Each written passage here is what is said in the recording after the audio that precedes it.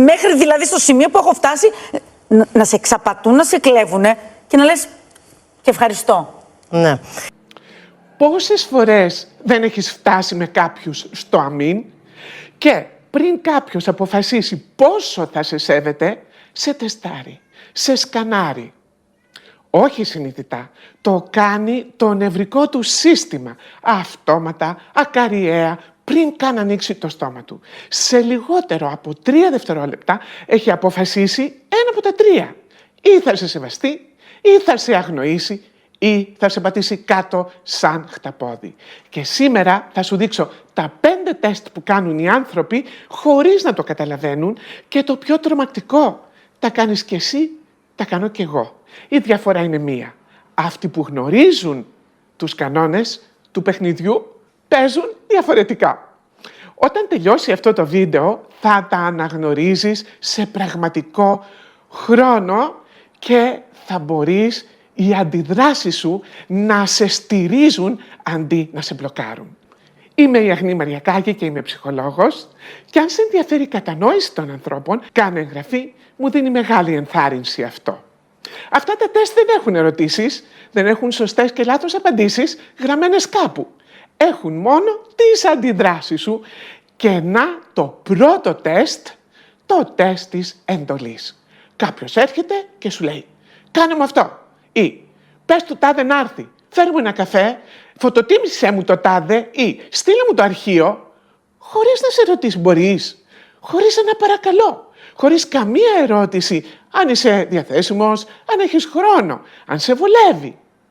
Ένα απλό θα μπορούσες και εσύ τρέχεις αμέσως, σπέβδεις αυτόματα, χωρίς να σκεφτείς. Αυτή η στιγμή, αυτή η μικρή αθόρυβη στιγμή είναι το τεστ. Όχι αυτό που σου ζήτησαν. Η αντίδρασή σου είναι το τεστ. Γιατί αυτό που έκαναν δεν ήταν έτοιμα. Ήταν εντολή με μια σιωπηρή παραδοχή ότι δεν χρειάζεται να ρωτήσουν. Ότι το ναι σου είναι ήδη εκεί, έτοιμο, αναμενόμενο και δεδομένο. Και αν το ναι σου είναι τότε πάντα έτοιμο, τότε η θέση σου σε αυτή τη σχέση έχει ήδη αποφασιστεί και είναι μια θέση υπό. Όταν λοιπόν κάποιος σου μιλά με εντολές, σου λέει ακριβώς που σε έχει τοποθετήσει στο μυαλό του. Και το χειρότερο, δεν το αποφάσισε εχθές. Το αποφάσισε την πρώτη φορά που το απαντήσες αμέσως. Ναι, αμέσως. Ή τρέχω. Ή τώρα. Χωρίς καμία παύση. Εκεί έμαθε ότι μαζί σου δεν χρειάζεται να ρωτήσω. Δεν σου στέλνουν εντολές και παραγγέλματα επειδή δεν σε σέβονται, αλλά επειδή άθελά σου τους έδειξες ότι δεν χρειάζεται να ρωτήσουν ή να υπολογίσουν τη διάθεσή σου να ανταποκριθείς. Τι κάνεις αλλιώς? Δεν είναι αν θα πεις όχι είναι. Αντίθετα, κάνεις μια παύση. Μια μόνο στιγμή που αποφασίζεις εσύ. Αν, πότε, με ποιους όρους. Μια στιγμή. Ναι, μπορώ, γίνεται. Ή, όχι, αργότερα. Ακόμα και αν κάνεις αυτό που ζητήθηκε, η παύση αλλάζει τα πάντα. Γιατί δείχνει ότι υπάρχει ένας άνθρωπος που αποφασίζει, όχι ένας μηχανισμός που εκτελεί αυτόματα κάθε αίτημα. Και τώρα πάμε σε ένα τεστ όπου οι περισσότεροι άνθρωποι αποτυγχάνουν χωρίς να το καταλαβαίνουν. Είναι το δεύτερο, το τεστ της ταπείνωσης. Παρέα, τραπέζι, καλή ατμόσφαιρα και κάποιος πετάει για σένα μια ύπουλη κακιούλα, ντυμένη όμως με ένα χαλαρό φορεματάκι.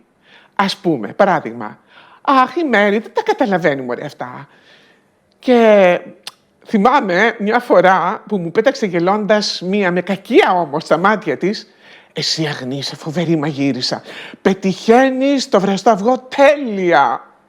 Όλοι χαχάνησαν. Εγώ πάλι όχι. Δεν το βρήκα αστείο. Ήταν ηρωνία κατευθείαν από την κατάψυξη.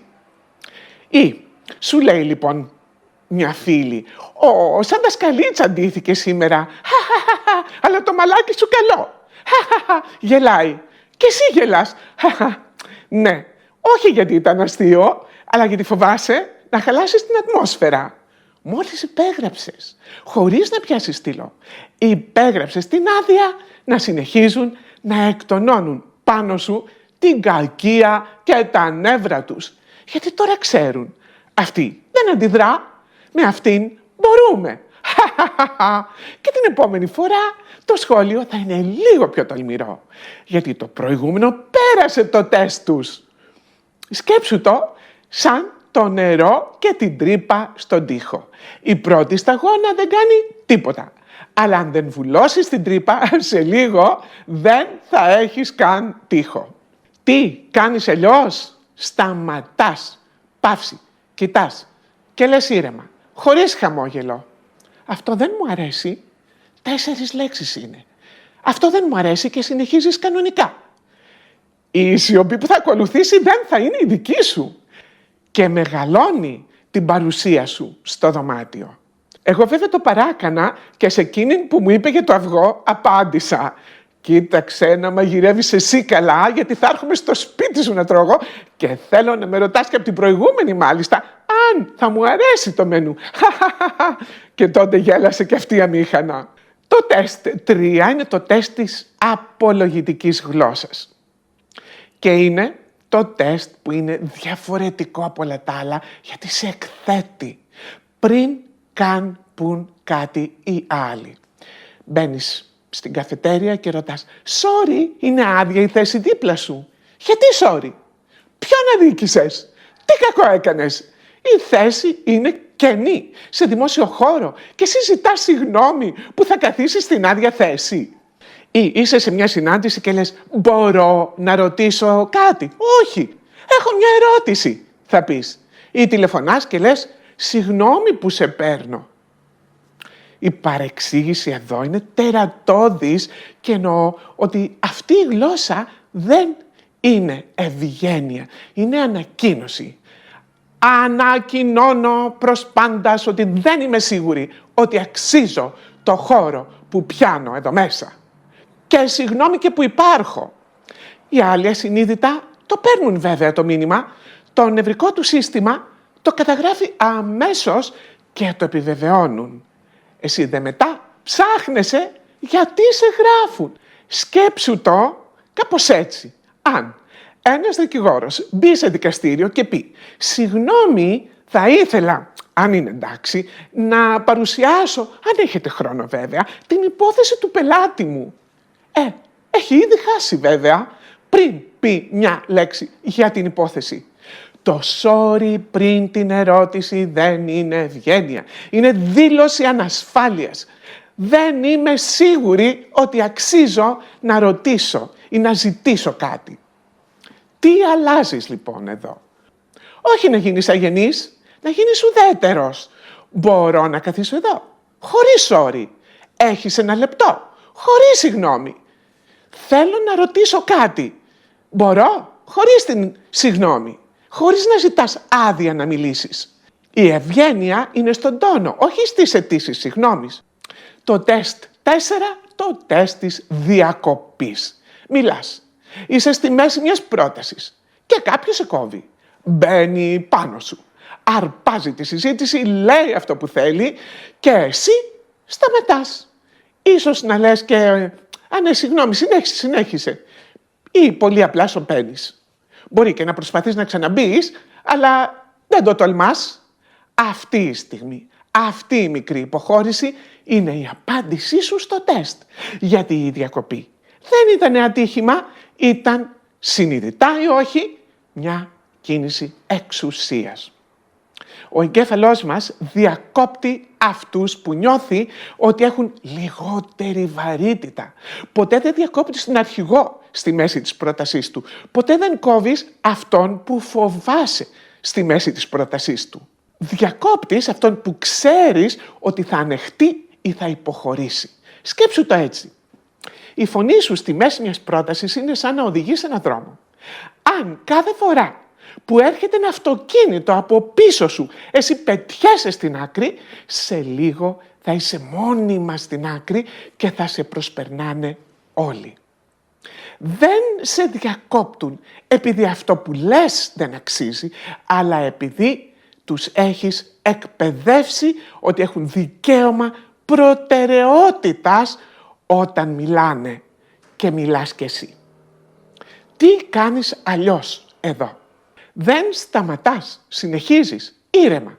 Με τον ίδιο τόνο λες «άσε με να τελειώσω» ή ακόμα πιο απλά συνεχίζεις την πρότασή σου σαν η διακοπή να μην έγινε. Γιατί η πρόταση ήταν δική σου και αξίζει να την τελειώσεις. Και το τεστ 5, το τεστ της χιλόπιτας. Είναι το πιο ανατρεπτικό γιατί σπάνια το πιάνουν ακόμα και τα πιο ευαίσθητα ραντάρ μας και αυτό το τεστ σου λέει πόσο ελεύθερος ή ελεύθερη είσαι πραγματικά. Ζητάς κάτι ή προτείνεις κάτι και ο άλλος λέει όχι ή λέει δεν μπορώ ή λέει δεν γίνεται, μπορεί και να διαφορεί. Θα το πούμε χιλόπιτα, άρνηση, αδιαφορία. Πώς αντιδράς? Πληγώνεσαι, στενοχωριέσαι, προσβάλλεσαι, ζητάς συγγνώμη και που ρώτησες. Αναλύεις μετά από ώρες μόνη σου στις 4 το πρωί που ξύπνησες γιατί σου είπε όχι. Ή νιώθεις χάλια κιόλας που τόλμησες να ζητήσεις κάτι.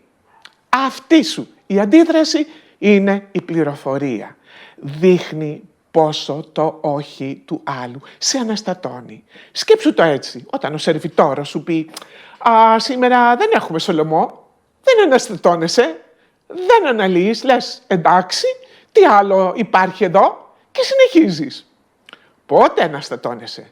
Είτε όταν η έγκριση του άλλου μετράει πολύ για σένα, περισσότερο από όσο θα έπρεπε, είτε αναστατώνεσαι όταν η σχέση δεν είναι αμοιβαία και εσύ δίνεις μόνο μερός, αλλά και φοβάσαι να χάσεις το βαμπύρ που έχεις μάθει να έχεις στη ζωή σου και σε ρουφάνε λέιτα χωρίς να ανταποδίδει.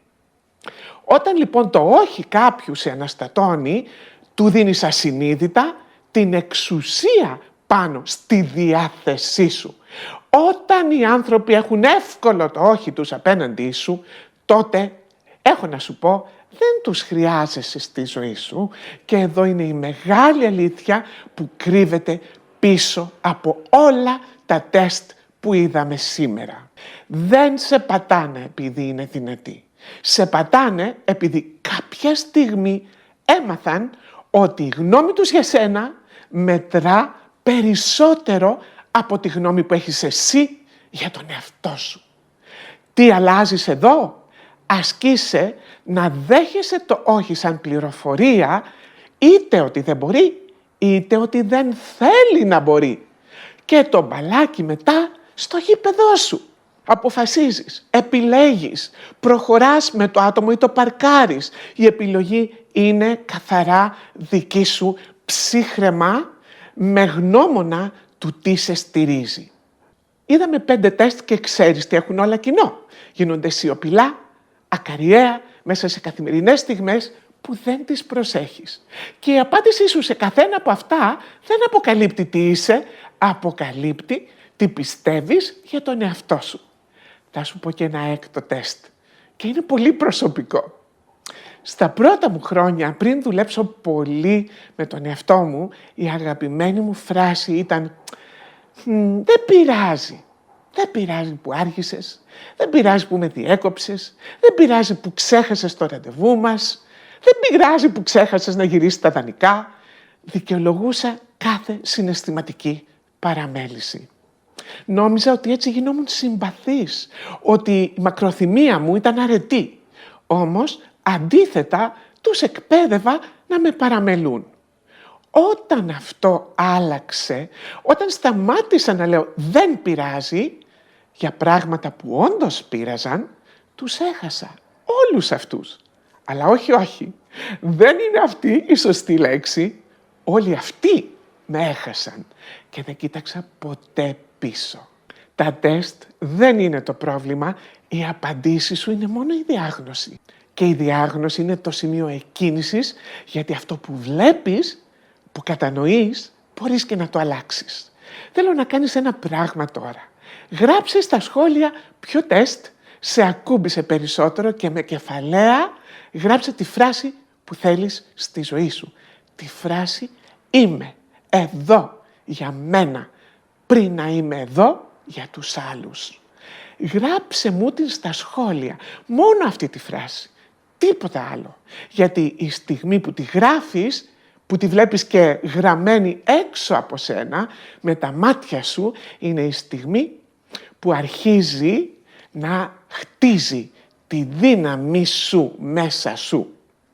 Είμαι η Αγνή Μαριακάκη, είμαι ψυχολόγος. Αν αυτό το βίντεο σου πει κάτι που δεν ήξερες ότι χρειαζόσουν, κάνε εγγραφή. Μοιράσου το, γιατί αυτή είναι ακριβώς η δουλειά που κάνουμε εδώ κάθε εβδομάδα. Σε περιμένω στα σχόλια.